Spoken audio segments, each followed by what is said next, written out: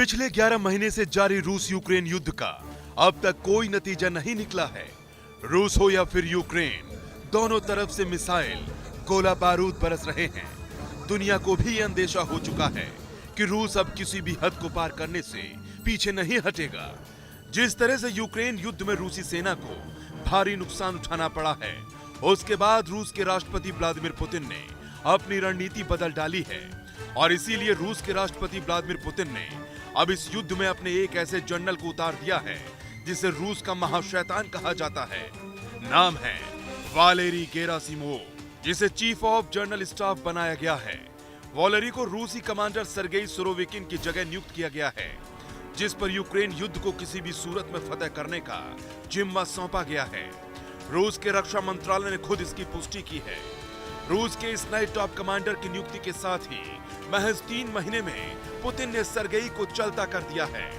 बताया जाता है कि सर्गेई पुतिन की नाराजगी के शिकार हुए हैं, क्योंकि रूस के कमांडर बनाए जाने के बाद सर्गेई सुरोविकिन ने पुतिन को यह भरोसा दिया था कि वो 100 दिन के अंदर ही यूक्रेन को सरेंडर करने पर मजबूर कर देंगे, लेकिन वो नाकाम रहे।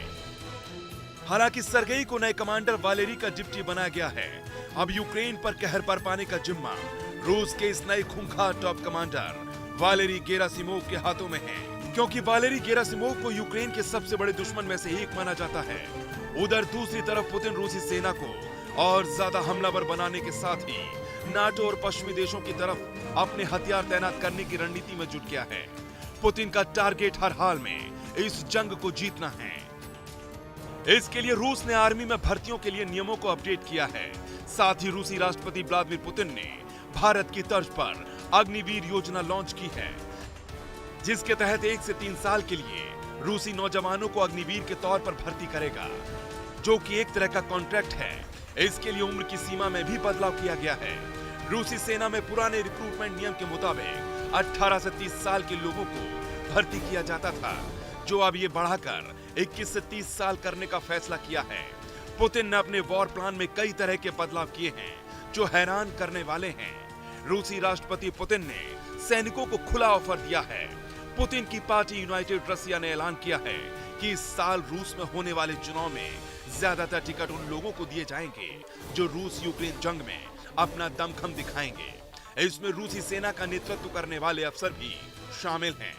नए साल की शुरुआत से ही पुतिन के तेवर साफ हैं कि वो कुछ बड़ा धमाका करने की तैयारी कर रहे हैं, क्योंकि हाल ही में खबर सामने आई थी कि रूस अपनी सेना में 5 लाख सैनिकों की भर्ती करने वाला है। उधर रूस के वैगनर ग्रुप ने भी पूर्वी यूक्रेन के सोलेदार शहर पर पूरी तरह कब्जा करने का दावा किया है। हालांकि यूक्रेन के रक्षा मंत्रालय ने रूस के इस दावे को खारिज कर दिया है। सवाल है कि आखिर रूस यूक्रेन जंग का क्या अंजाम होगा।